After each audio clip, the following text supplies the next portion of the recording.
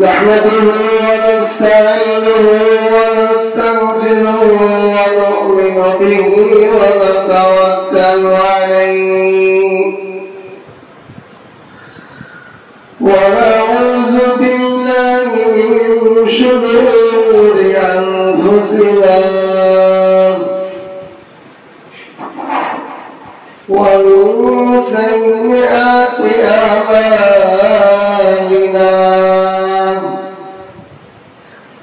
من يهده الله فلا مضل له ومن يضلل فلا هادي له ونشهد أن لا إله إلا الله لا خالق إلا الله ولا مالك إلا الله ونشهد أن سيدنا وسندنا وحبيبنا وطبيب قلوبنا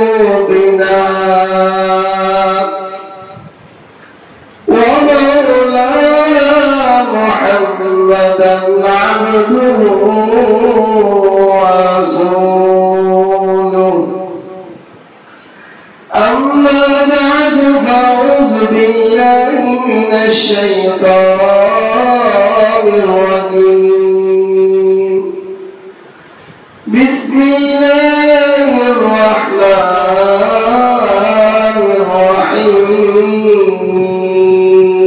الرحيم يا أيها الذين آمنوا كتب عليكم الصيام كما كتب على الذين من قبلكم لعلكم تتقون وقال تعالى في آية أخرى شهر رمضان الذي أنزل فيه القرآن هدى للناس وبينات من الهدى والفرقان فمن شهد منكم الشهر فليصمه ومن كان مريضا أو على سفر فعدة من أيام أخر يريد الله بكم اليسر ولا يريد بكم العسر وقال النبي صلى الله عليه وسلم من فطر فيه صائما كان مغفرة لذنوبه ويطلق رقبه عن النار وكان له من الأجر مثل أجره من غير أن ينقص من أجره شيء أو كما قال عليه الصلاة والسلام بارك الله لنا ولكم في القرآن العظيم ونفعنا وإياكم بالآيات والذكر الحكيم سبحانك لا علم لنا إلا ما علمتنا إنك أنت العليم الحكيم ربي زدني علما ربي زدني علما رب اشرح لي صدري ويسر لي أمري واحلل عقدة من لساني يفقهوا قولي الله تعالى لا تمر شكر سجود سبحان رب العالمين দয়া করে মায়া করে আল্লাহ তাআলা শাবান মাসের শেষ জোহর আযানের সাথে সাথে আল্লাহর মসজিদে উপস্থিত হওয়ার তৌফিক দান করেছেন। এজন্য কালিমাতু শুকর আদায় করে আলহামদুলিল্লাহ। আল্লাহ তাআলা আমাদেরকে ভালোবেসে মহব্বত করে শ্রেষ্ঠ নবীর শ্রেষ্ঠ উম্মত বানিয়েছেন, বলেন আলহামদুলিল্লাহ।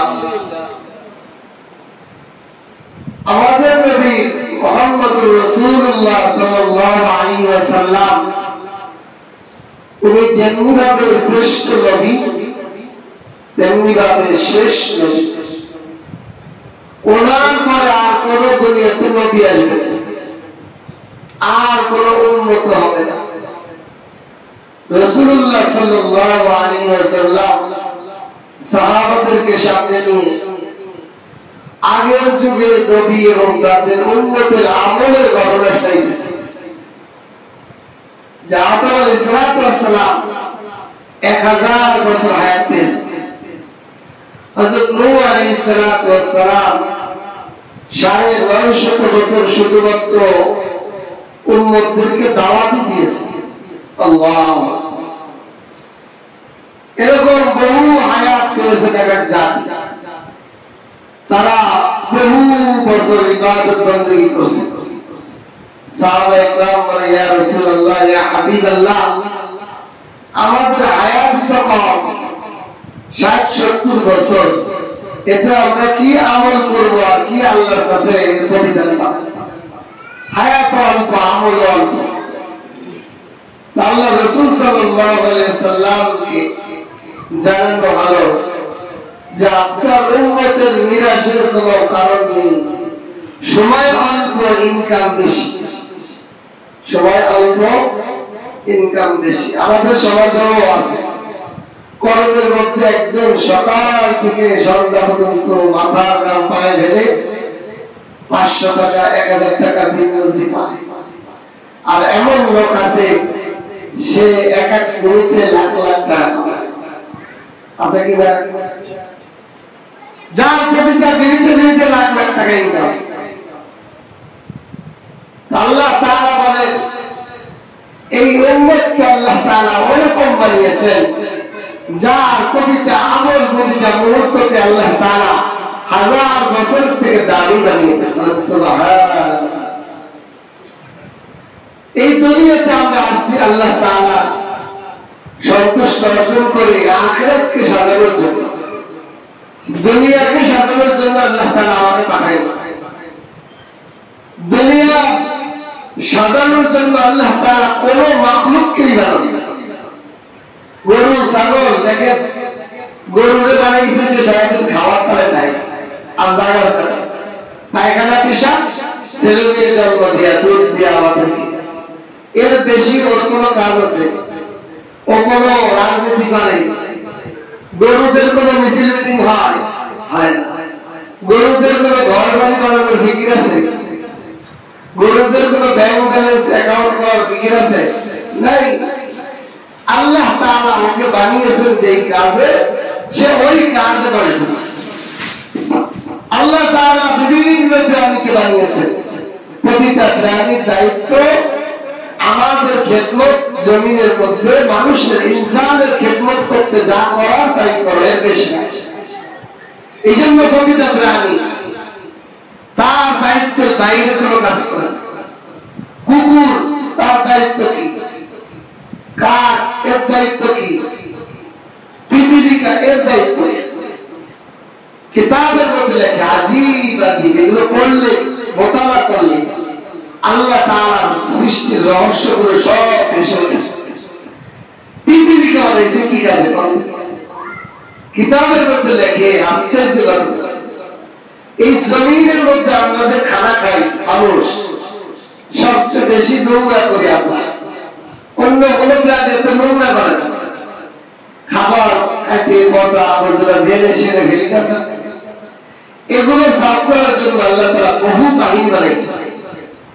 আমাদের ক্ষেত্রে 1 নম্বর হলো সবচেয়ে বেশি আবর্জনা খায় হলো শুকর, এরপরে খায় কুকুর, বিড়াল, কাক, এরপরে কিছু ক্ষুদ্র ক্ষুদ্র খাবারের টুকরা পড়ে থাকে জমিনে, যেটা পড়ে থাকলে পরিচয় দুর্গন্ধ হবে, আমরা কষ্ট পাবো।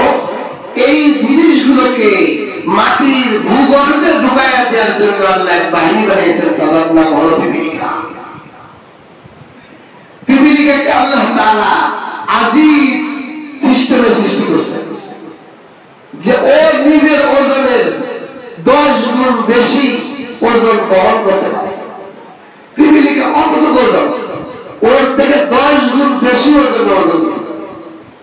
আমরা দেখা যায় একজন 80 কেজি 70 কেজি, আমরা কি আমাদের ডবল ওজনটাই তো গ্রহণ করতে হবে?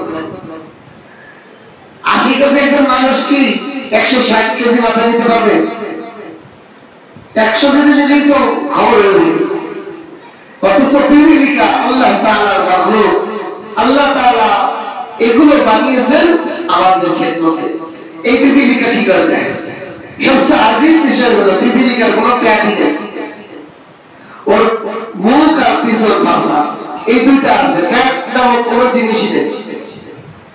ওর খাবারের প্রয়োজন হয়, তবে করে নাকি?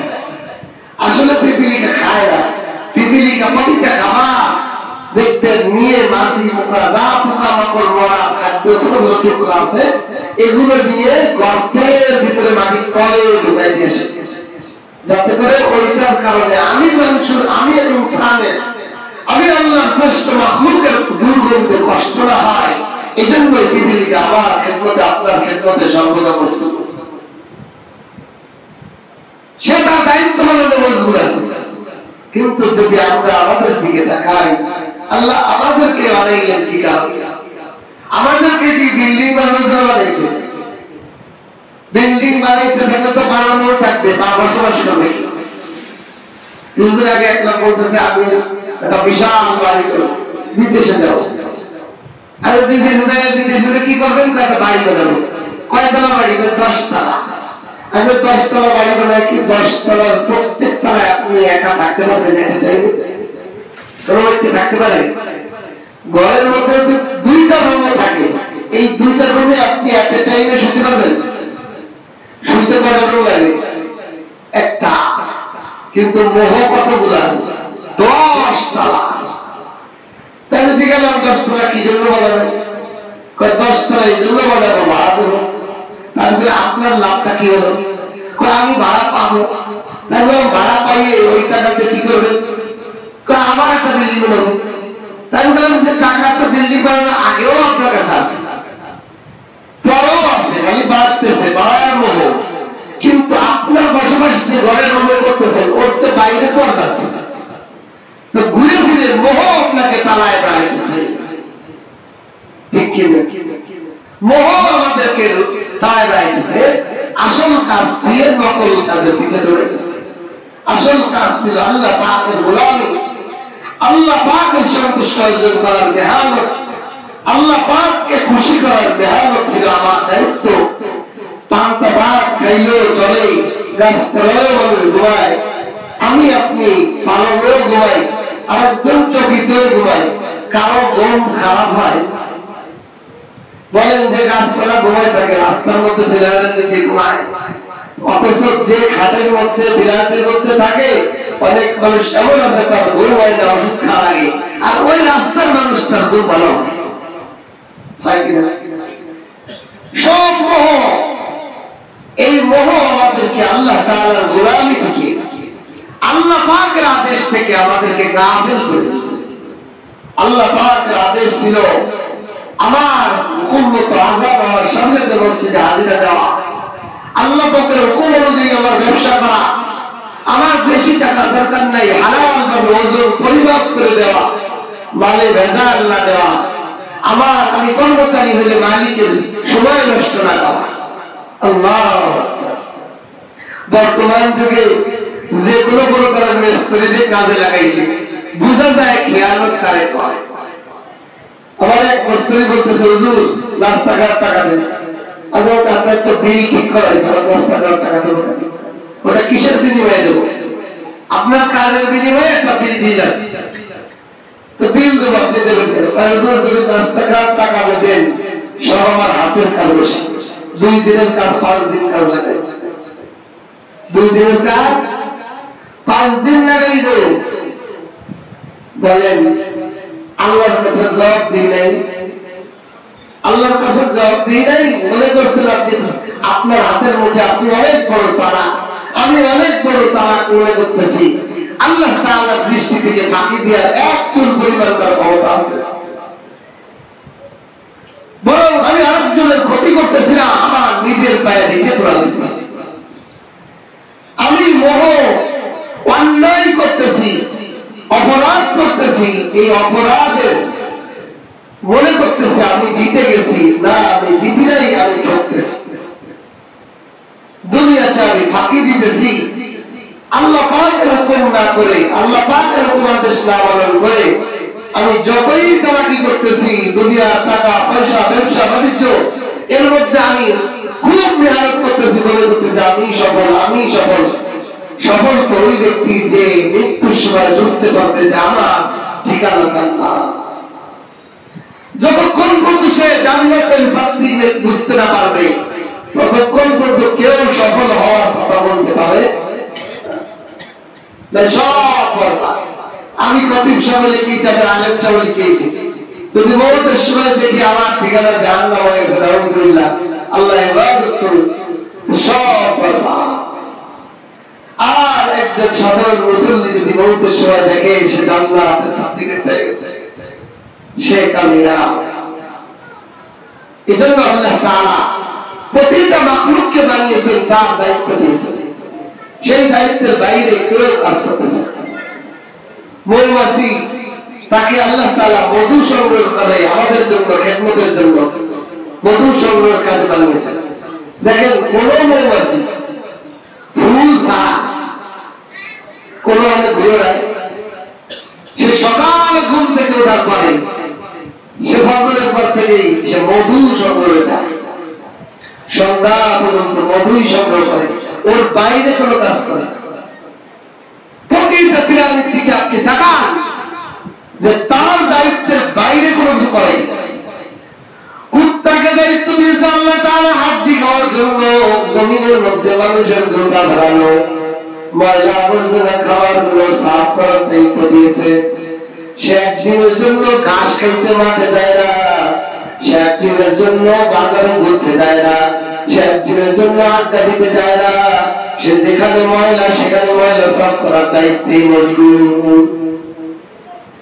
মালিক তাকে যে দায়িত্ব দিয়েছে সেই দায়িত্বের বাইরে সে যায় না মালিক যেই কাজ দিয়েছে সেই কাজ এসে মশগুল কাজ সে খাওয়া করে গরু মারা ছাগল মারা বিভিন্ন প্রাণী মরিয়া যায় কে কার খবর রাখে কেউ মানুষ তো তারা দাফন করে না আল্লাহ তাআলা বলে একজন মানুষ মারা গেলে তো তোমরা মানুষরা তারা দাফন করো আমার অন্য কোনো মাখলুক মারা গেলে তো তোমরা মাটির তলে চাপাটাও দাও না আমি এই জন্য আমার ওই মাখলুক গুলোর খেদমতের জন্য আমি বিভিন্ন প্রাণী বানিয়ে রেখেছি যেই প্রাণীগুলো আমার হুকুমে তাদের দায়িত্ব হিসেবে এই কাক কোক শগুন কুকুর শিকার বিভিন্ন প্রাণীগুলা এই বড়গুলো খেয়ে খেয়ে তারপর জমিন থেকে পরিষ্কার করিয়ে দেয় আমরা চিন্তা করে গরু ছাগল কত বছর যে মরে এগুলো যদি এই প্রাণীগুলো যদি না থাকতো দুর্গন্ধে আমরা কেউ বসবাস করতে পারতাম কেউ বসবাস করতে পারতাম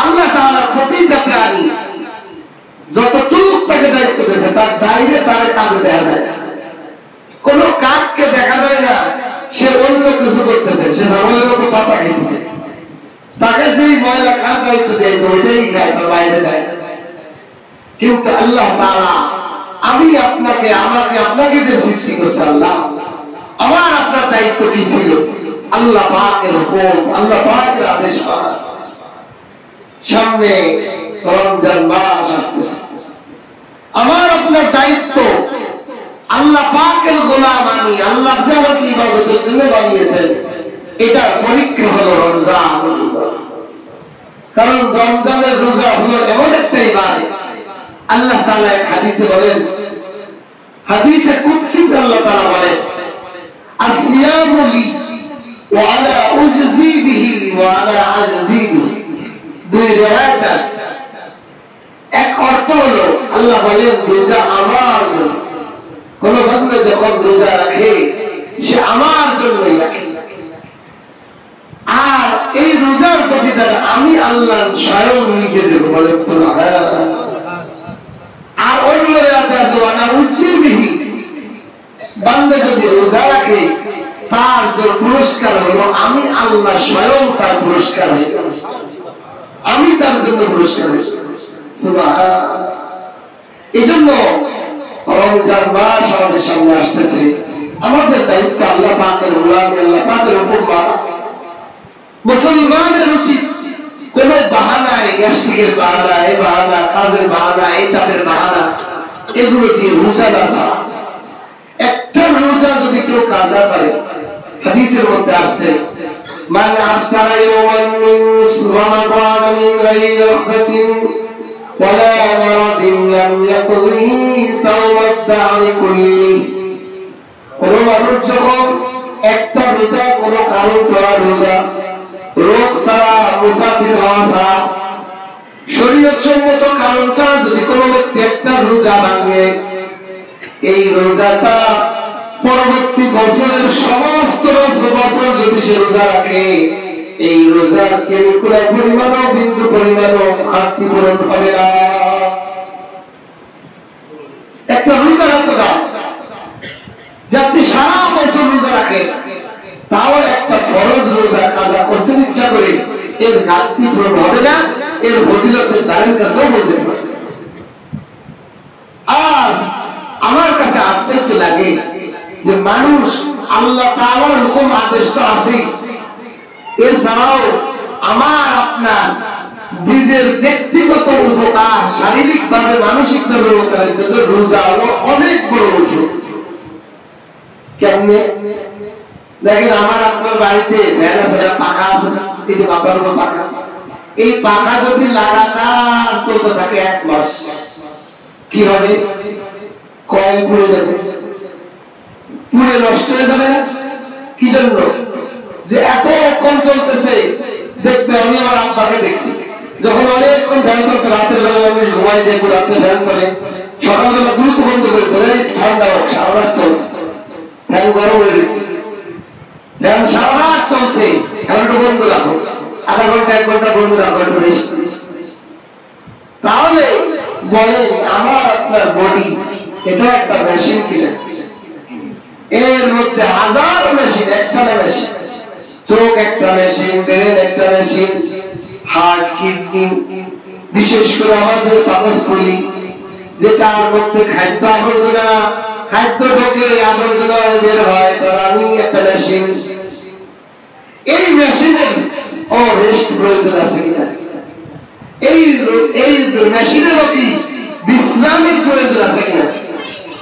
যদি দুনিয়াবি একটা মানুষের তৈরি মেশিন রেস্ট ছাড়া নষ্ট হয়ে যায়, ক্ষয় হয়ে যায়, আল্লাহ তাআলা যে মেশিনটা আমাদের বানিয়ে দিয়েছেন, এটারও একটা রেস্ট সিস্টেম আল্লাহ তাআলা ইঞ্জিনিয়ার বানাই দিয়েছেন।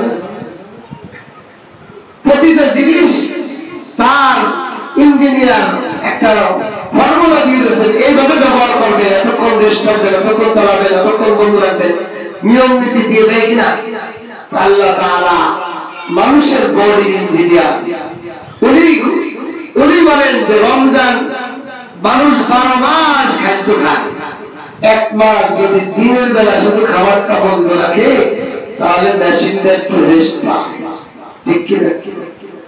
আপনি চিন্তা করেন, আমাদের সমাজে যত রোগ আছে, হার্টের রোগ, ডায়াবেটিসের রোগ, কিডনির রোগ, যত রোগ আছে, এই রোগগুলো যদি ডাক্তারকে আপনি জিজ্ঞাসা করেন এই রোগগুলো কি না খাওয়ার কারণে হয়েছে না খাওয়ার কারণে হয়েছে, তো সকল ডাক্তার ঐক্যমত অতি ভোজন, অতি খাবারের কারণে এই সমস্ত রোগ হচ্ছে। হাত বলবা কি কারণে? রক্তের মধ্যে ক্যালসিয়ামের ভাগ বেশি হয়ে যায়, রগের যে নালা আছে, নালার মধ্যে জাম পড়ে যায়, তেলের জাম, তেলটা অতিরিক্ত আসলে কোথায়? খাওয়ার অতিরিক্ততার কারণে। কিডনি নষ্ট হয় কেন? অতি খাবারের চাপ। এটা হলো শক্তি, এই শক্তি কিডনির মধ্যে একের পর এক খাবার দিতেই থাকে, এর চাপ নিতে পারে না, এর কার্যক্ষমতা কমে যায়, কিডনি সমস্যা,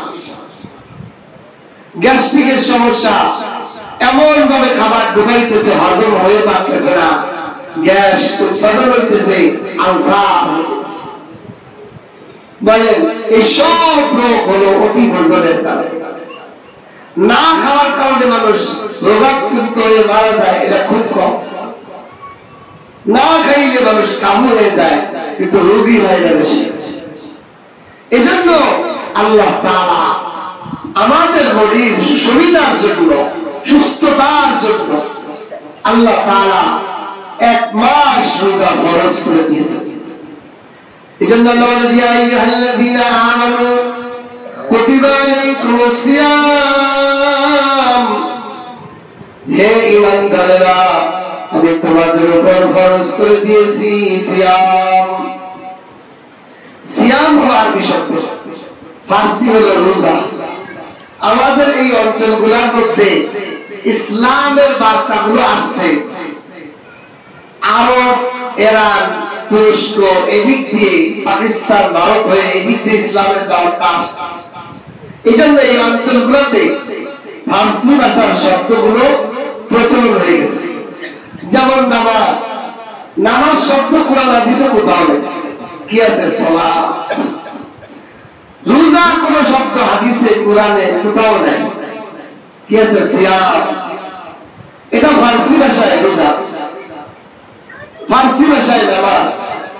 এখন এটা নামাজ শব্দ বা বিভিন্ন ভাষার মধ্যে যে ভিন্ন হতে পারে, এটা সমস্যা। আল্লাহ তাআলা বলেন, আমি তোমাদের উপর সিয়াম কি ফরজ করেছি। সিয়াম শব্দের অর্থ হলো পূর্ণ করে দেওয়া, ভেড়ে ফেলা, চূর্ণ বিচ্ছিন্ন করে দেওয়া। আল্লাহ তাআলা এই রোজাকে, সিয়ামকে, রমজান মাসের রোজাকে ছেড়ে ফিরে ফেলা, পুড়িয়ে ফেলা, সরকার করে ফেলা, ভেঙে চুরে ফেলা, মিটিয়ে দেওয়া, এই অর্থ কেন রোজার নাম রাখলেন? এর একটা মজার কারণ আছে। সিয়ামকে জন্য সিয়াম বলা হয় যে সিয়াম মানুষের 11 মাসের রোজাকে, 11 মাসের গুনাহকে সে জ্বালিয়ে পুড়িয়ে ভস্ম করে দেয়। বলেন সুবহানাল্লাহ।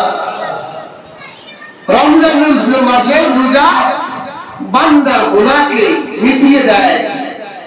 এক হাদিস আল্লাহ রাসূল বলেন, মান ফাত্তারা ফীহি সাইমান কানা মাগফিরাতান লিযুনুবি।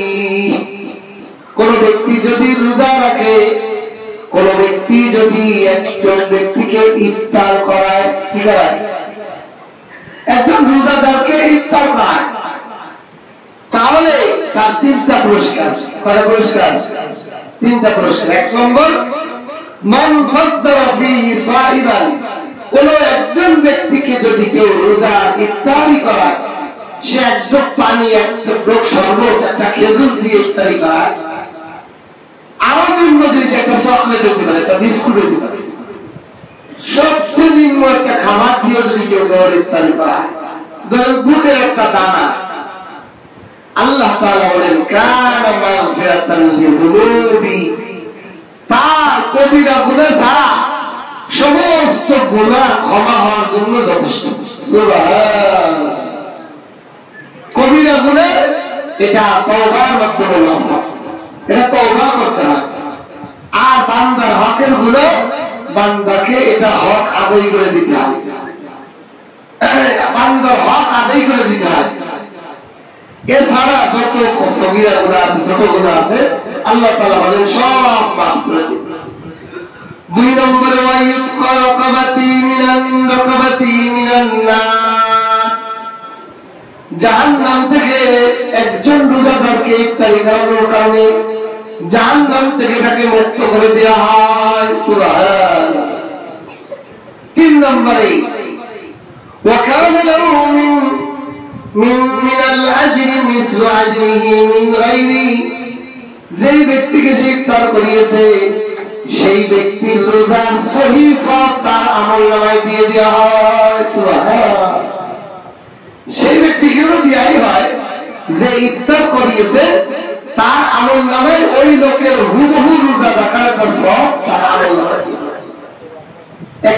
মানুষকে ইফতার করে।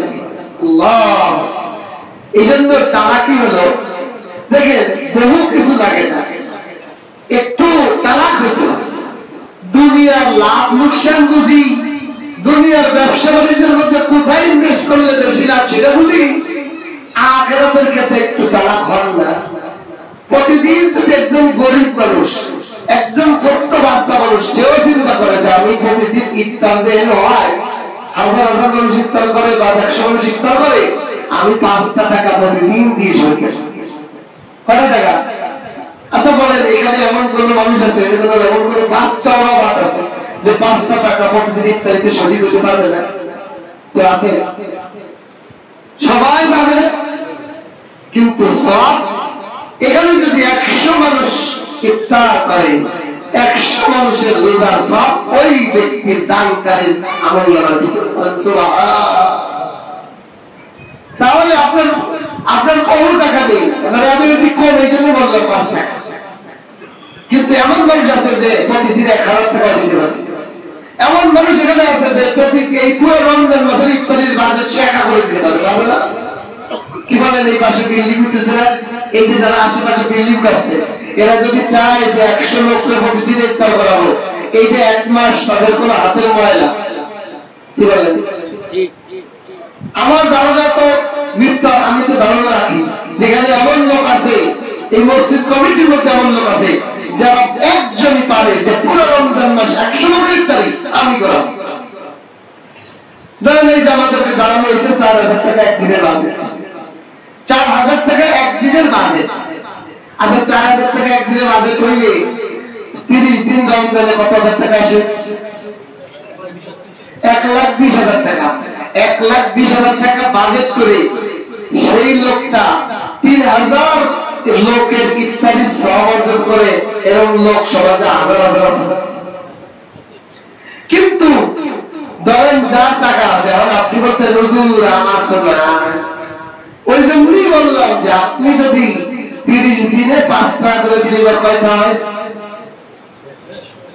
150 টাকা। আপনি যদি 150 টাকা প্রতিদিন 5 টাকা করে শরীর হয়েছে, মাস পুরা মাসে আপনার কয়টা খরচ হয়েছে? 150 টাকা। আল্লাহ তাআলা আপনার আমল নামায় 3000 লোকের ইফতারি করার সওয়াব। আল্লাহ বান্দার দেওয়ার অভাব নেই, কিন্তু আমাদের আগ্রহের অভাব, আমাদের অর্জনের অভাব। আল্লাহ তাআলার সন্তুষ্ট অর্জনের আগ্রহ আমাদের। আল্লাহ পাক যে আমাকে দায়িত্ব দিয়েছিল, আল্লাহ পাককে খুশি করা, আল্লাহ পাককে অর্জন করা, আমি যদি প্রতিদিন বাজেট করি যে আমি একজন হলেও আমি কিছু না কিছু ইফতারের বাজেটে রাখবো, আমি দেওয়ার চেষ্টা করবো। এই মসজিদের যত মুসল্লি আছে, আমার মনে হয় সবাই হিম্মত করলে সবচেয়ে ভিআইপি ইফতারি এই মসজিদে ছিল। ঠিক কিনা? আল্লাহ সবাইকে তৌফিক দান করুন। আমরা নিজেরাও করবো, অন্যকেও করানোর জন্য আমরা অংশগ্রহণ করার চেষ্টা করব। এই রমজানুল মুবারক আল্লাহ পাক মৌসুম দিয়েছে, ইবাদতের মৌসুম। দেখেন বাজারে এখন ব্যবসায়ীদের দম দেওয়ার টাইম নেই। একজন দোকানদার বলছে হুজুর কথা করেন না, সময় নাই, রমজান 1 সপ্তাহ পর্যন্ত আমাদের সাথে কথা করেন না, খালি নামাজ পড়ে যাবো। এত ব্যস্ততা, এত ব্যস্ততা, কাপড়ের দোকানদারদের মার্কেটে কাপড়ের বাজারের ব্যস্ততা বেড়ে গেছে।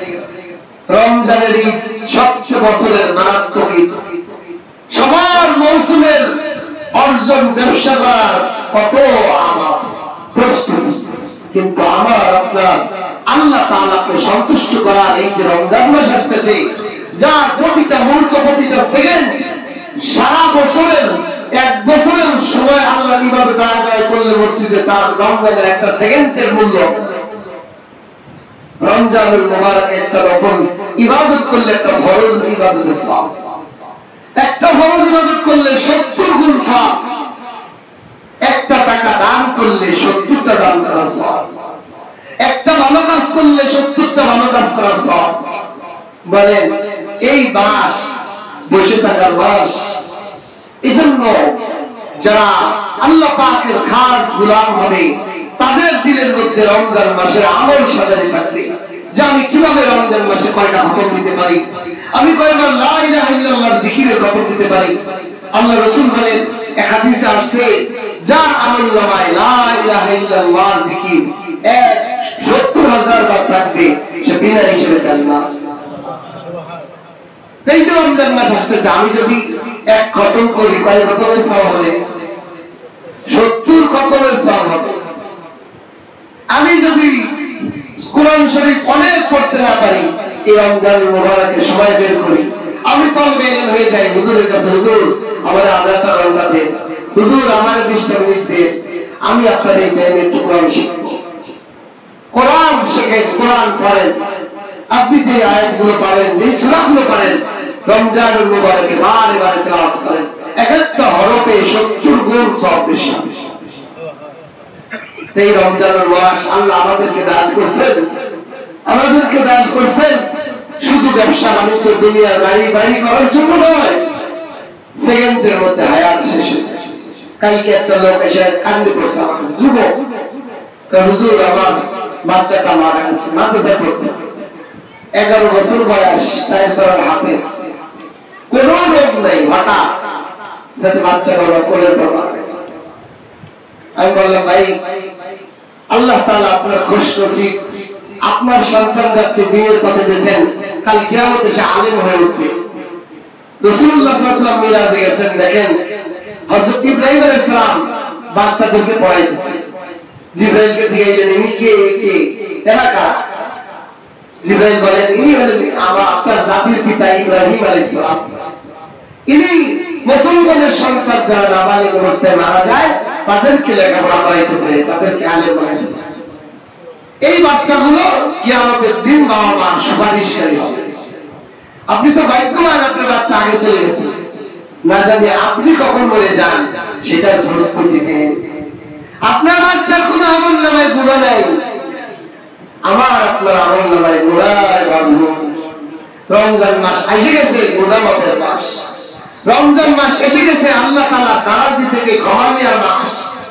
প্রতিটা সেকেন্ডে, প্রতিটা মুহূর্তে আল্লাহ তাআলা রমজান মাসে মাফ করেন। এক হাদিসে আছে, 3 ব্যক্তির দোয়া আল্লাহ তাআলা ফিরান না, তার মধ্যে একটা হলো মাজলুমের দোয়া, আরেকটা হলো মা বাবার দোয়া, আরেকটা হলো রোজাদারের দোয়া। সুবহানাল্লাহ। সে ইফতার করা পর্যন্ত, সেহরি খাওয়া থেকে ইফতার পর্যন্ত, এই টাইমের মধ্যে বা রোজাদার যা দোয়া করে আল্লাহ তাআলা বলেন। এজন্য রমজান মাস আসতেছে, আমরা হিম্মত নিয়ে রোজা যেন আমাদের ছুটে না যায়, রোজা যেন একটাও আমাদের ছুটে না যায়। আল্লাহ তাআলা ক্ষমার মান দিয়েছেন, রোজা থাকার যোগ্য হয়ে যে ভক্ষণ করবে সে আগুন খালো। রাসূল বলেন, সে তো আগুন ভক্ষণ করলো, তার এই খাবার, এই রক্ত মাংসগুলো কিয়ামতের দিনে আগুন হয়ে যাবে তার জন্য। এই জন্য কোন বালিগ নারী পুরুষ 2টা কারণ ছাড়া রোজা ভাঙার কোন অনুমতি নেই। একটা হলো মুসাফির, 2 নম্বর হলো এমন রোগ যেই রোগের দিন একজন ডাক্তার বলে যে এই রোজা রাখলে এনার কোনো অঙ্গ হানি হয়ে যাবে অথবা মৃত্যুর ভয় আছে।